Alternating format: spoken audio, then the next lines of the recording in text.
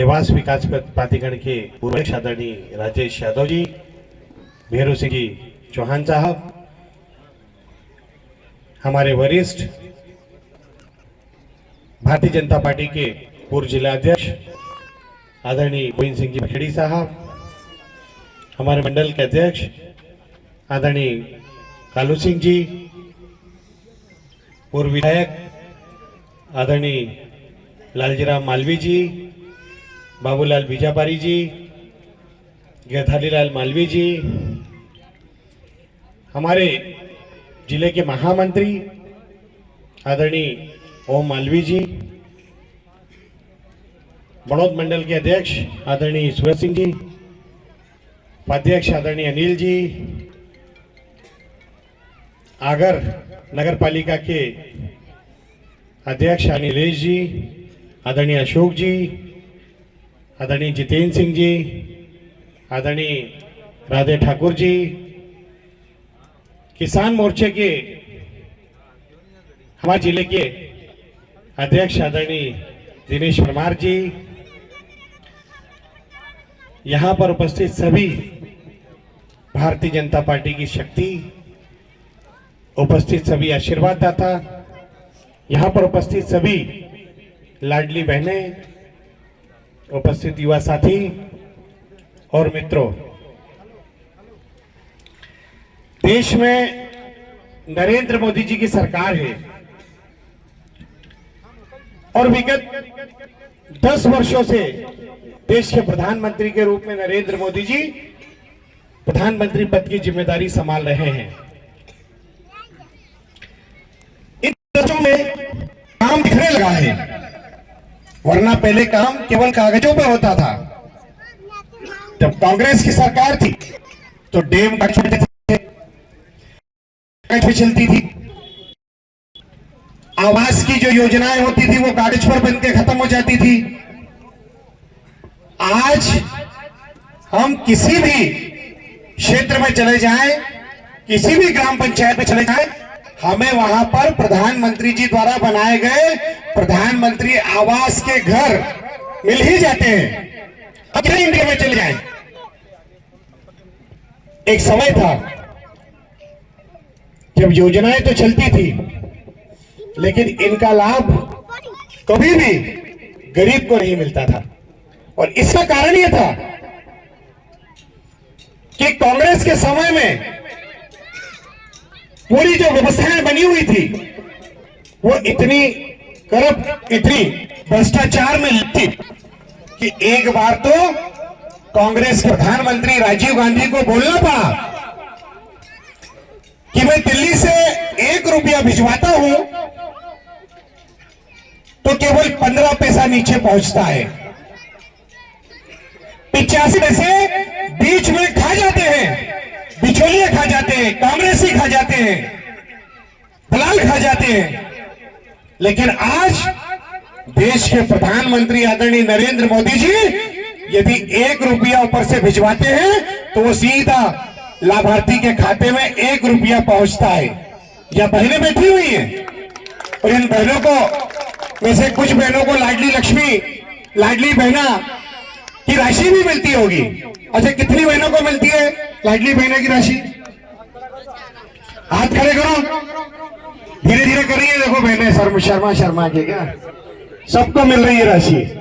अच्छा, 1000 रुपया आता था, पूरा 1000 रुपया खाते में आता था कि नहीं? खड़े करके बताओ, आता था? फिर 1250 आने लगे, पूरा 1250 आता है कि नहीं आते? अब जब कांग्रेस की सरकार थी तो 1000 रुपया यदि ऊपर से भिजवाते थे तो नीचे केवल 150 रुपया मिलता था। और आज नरेंद्र मोदी जी की सरकार है कि 1 रुपया अगर भिजवाया, 1000 रुपया यदि भिजवाया तो सीधा 1000 रुपया इन बहनों के खाते में आता है। इसी प्रकार से यहाँ पर कुछ किसान भाई भी बैठे होंगे जिनको किसान सम्मान निधि मिलती होगी। कितने भाई जिनको किसान सम्मान निधि मिलती है? काफी सारे हैं सभी। अरे वाह, ये तो लाडली बहनों से भी बड़ी संख्या है। तो इनको मिलते हैं 6000 और 6000 रुपये देते थे शिवराज जी। अब शिवराज जी का काम कौन संभाल रहे?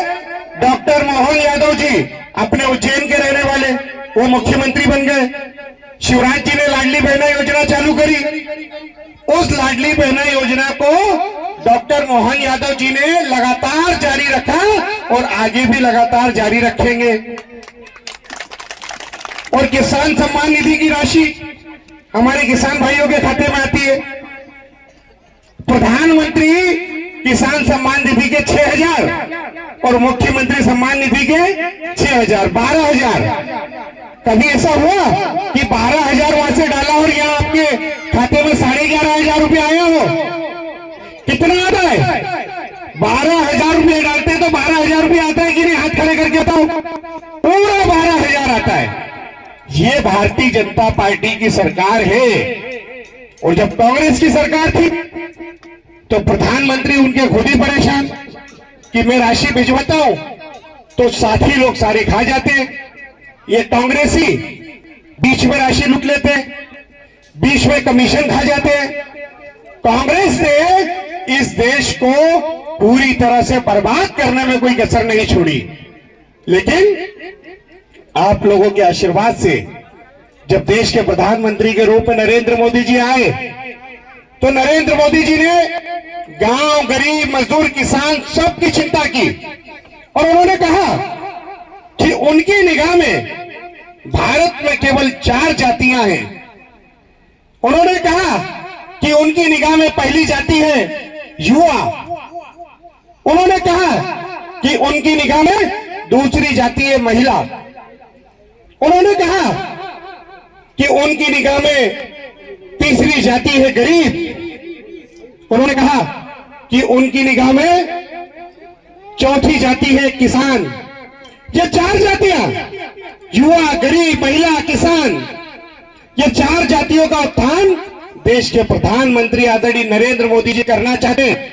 वो चाहते हैं कि इन चारों के चेहरे पे यदि मुस्कुराहट आ गई तो हमारा देश 2047 तक विकसित भारत बन जाएगा।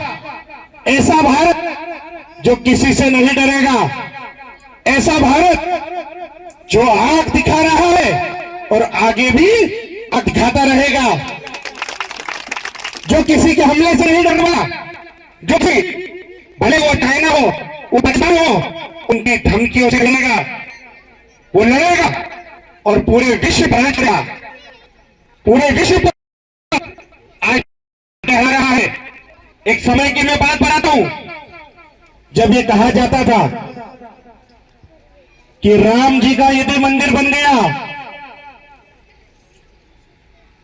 तो ये मुस्लिम देश, अरब देश, ये हमें पेट्रोल, डीजल और तेल देना बंद कर देंगे। ये हमसे दुश्मनी कर लेंगे। ये हमसे व्यापार करना बंद कर देंगे। हमारे यहां पर पेट्रोल नहीं आएगा, हमारे यहां पर डीजल नहीं आएगा, हमारे यहां पर तेल नहीं आएगा। लेकिन देश के प्रधानमंत्री आदरणीय नरेंद्र मोदी जी ने देश को इतना ताकतवर बनाया कि 22 जनवरी 2024 अयोध्या में रामलला मंदिर में विराजमान हो गए। रामलला का प्राण प्रतिष्ठा का कार्यक्रम हुआ। पूरे देश में दिवाली मनी और भव्य दिवाली मनी, दिव्य दिवाली मनी। गंगापुर में दिवाली मनाई कि नहीं मनाई? कितने लोगों ने दिवाली मनाई थी? हाथ खड़ा करके बताएं एक बार। सबने मनाई। और अयोध्या दर्शन करके आए? नहीं। तो अयोध्या दर्शन करने नहीं गए तो अयोध्या दर्शन करने हम सब साथ में चलेंगे। एक बार हाथ खड़े करके बोलिए, जय जय श्री राम, जय जय श्री राम, जय जय श्री राम। 22 जनवरी की दिवाली पूरी जिंदगी हमें याद रहेगी, क्योंकि 22 जनवरी के दिन जब नरेंद्र मोदी जी ने अयोध्या में प्राण प्रतिष्ठा के कार्यक्रम के अनुष्ठान को पूर्ण किया, वैसे ही भारत में राम राज्य की स्थापना हो गई। राम राज्य की स्थापना इस बात के लिए कि 2047 में हमारा भारत विकसित भारत बने, हर चेहरे पर मुस्कुराहट हो, हर व्यक्ति के पास काम हो, हर व्यक्ति के पास घर हो, हर व्यक्ति के पास अपने बच्चों की पढ़ाई कराने का पैसा हो, हर व्यक्ति समृद्ध हो, हर व्यक्ति के घर में खुशहाली हो, ऐसी कामना देश के प्रधानमंत्री आदरणीय नरेंद्र मोदी जी करते हैं। जब नरेंद्र मोदी जी ने अयोध्या में राम राज्य की स्थापना की तो लोगों को लगा कि अब तो अरब देश तेल देना बंद कर देंगे, पेट्रोल देना बंद कर देंगे, डीजल देना बंद कर देंगे, और इसके हुआ इसके ठीक उल्टा कि अरब देश के लोगों ने नरेंद्र मोदी जी को अरब कंट्री में बुलाया और कहा कि हमने यहां पर भी मंदिर बनाया है, इस मंदिर का भी उद्घाटन करके आप जाइए। और नरेंद्र मोदी जी वहां पर उद्घाटन करने गए। ये ताकत देश के प्रधानमंत्री आदरणीय नरेंद्र मोदी जी की है। लेकिन नरेंद्र मोदी जी चूंकि देश में रहने वाले हिंदुओं की तो चिंता करते ही हैं, उन्होंने उन हिंदुओं की भी चिंता की जो पाकिस्तान में रहते हैं, जो अफगानिस्तान में रहते हैं, जो बांग्लादेश में रहते हैं, और वहां पर उनके विरुद्ध धर्म के आधार पर अत्याचार होता है। उन्हें कहा जाता है कि आप हिंदू धर्म को छोड़ दो, आप हिंदू धर्म को छोड़कर आप इस्लाम धर्म को अपना लो। और जब वो इस बात से मना करते हैं तो उन पर अत्याचार किया जाता है, उन हिंदुओं पर उनके मकान जला दिए जाते हैं, उन हिंदुओं की बहन बेटियों को उठाकर मुस्लिम बूढ़ों से उनका विवाह करवा दिया जाता है। वो विरोध करते हैं तो उन्हें मार दिया जाता है, उनको देश छोड़ने पर मजबूर कर दिया जाता है। अब बताइए कि पाकिस्तान, अफगानिस्तान, बांग्लादेश में रहने वाले हिंदू के ऊपर यदि इतना अत्याचार होगा तो वो कहां जाएगा? वो किस देश से पनाह मांगेगा? किस देश से मांग करेगा कि उन्हें नागरिकता दे? हिंदू कहीं भी रहे उसे भारत माता प्रिय है, हिंदू कहीं भी रहे वो अपने आप को भारत का मानता है। हिंदू के ऊपर अत्याचार होता है तो वो उम्मीद के साथ हमारे देश की तरफ देखता है। मगर 70 सालों में किसी भी प्रधानमंत्री ने इन हिंदुओं की चिंता नहीं की। लेकिन देश के प्रधानमंत्री आदरणीय नरेंद्र मोदी जी ने पाकिस्तान, अफगानिस्तान, बांग्लादेश में रहने वाले हिंदुओं की भी चिंता करके कानून बनाया।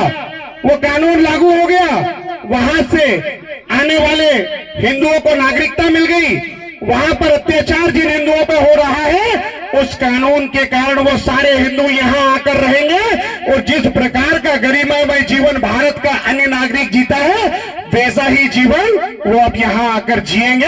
ऐसी व्यवस्था देश के प्रधानमंत्री आदरणीय नरेंद्र मोदी जी ने लगाई है।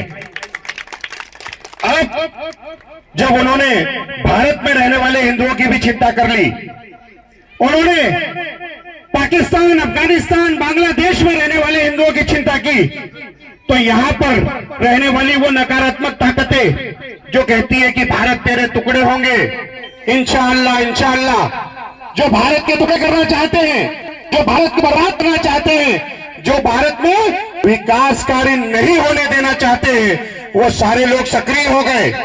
सोनिया गांधी सक्रिय हो गई कि नरेंद्र मोदी को प्रधानमंत्री नहीं बनने देना। राहुल गांधी सक्रिय हो गए कि नरेंद्र मोदी को प्रधानमंत्री नहीं बनने देना। ममता बनर्जी सक्रिय हो गई कि नरेंद्र मोदी को प्रधानमंत्री नहीं बनने देना। और वो असदुद्दीन ओवैसी वो भी सक्रिय हो गया कि देश में नरेंद्र मोदी जी को फिर से प्रधानमंत्री नहीं बनने देना, क्योंकि ये ऐसा कानून लेकर आए हैं जिसमें हिंदुओं को नागरिकता मिल रही है। पाकिस्तान, बांग्लादेश और अफगानिस्तान में रहने वाला हिंदू अब यहाँ पर सिर उठा के अपना जीवन जी सकेगा। इस बात से नाराज होकर ये सारे लोग देश के प्रधानमंत्री आदरणीय नरेंद्र मोदी जी के खिलाफ खड़े हो गए। अब बताइए, जिस नरेंद्र मोदी जी ने हिंदुओं को सिर ऊपर करने का की ताकत दी, अधिकार दिया, उन्हें फिर से देश का प्रधानमंत्री बनना चाहिए कि नहीं बनना चाहिए? कितने लोग मेरी बात से सहमत हैं? सभी सहमत हैं? तो बोलिए भारत माता की, भारत माता की, भारत माता की। आप सबकी सहमति इस बात का प्रतीक है कि नरेंद्र मोदी जी को तीसरी बार प्रधानमंत्री बनने से इस प्रकार की कोई भी नकारात्मक ताकत रोक नहीं सकती। 13 मई के दिन आप सबको केवल कमल के फूल के बटन पर हाथ नहीं ले जाना है, आपको कमल का फूल का बटन दबाकर वोट तो डालना ही है। साथ ही आपको इस बात की भी चिंता करनी है कि आपके इष्ट मित्र, आपके नातेदार, आपके रिश्तेदार, आपके मिलने वाले, आपके परिवार के लोग, उन्होंने भारतीय जनता पार्टी को वोट किया है या नहीं किया, क्योंकि आप देशभक्त हैं, आप राष्ट्रवादी हैं। आपकी जिम्मेदारी केवल इतनी नहीं कि आपने नरेंद्र मोदी जी को वोट डाल दिया और आपकी जिम्मेदारी खत्म हो जाती है। यदि देश के प्रधानमंत्री के रूप में नरेंद्र मोदी जी को फिर से जिम्मेदारी देना है तो हम सबको वोट तो डालना ही है। साथ ही हमारे आसपास के लोगों को इस बात के लिए प्रेरित करना है कि वो कमल के फूल का बटन दबाकर नरेंद्र मोदी जी को फिर से प्रधानमंत्री पद पर बैठाएं। आप सबने मुझे बुलाया, स्वागत किया, मुझे बोलने का अवसर दिया और ध्यानपूर्वक मुझे सुना, उसके लिए मैं आप सभी का बहुत आभार व्यक्त करता हूं। आप सबसे निवेदन करता हूं कि 13 मई के दिन मतदान जरूर करें और अपने से जुड़े हुए प्रत्येक व्यक्ति की भी इस बात के लिए चिंता करें कि उन्होंने मतदान किया है या नहीं किया है। बहुत बहुत धन्यवाद। भारत माता की जय।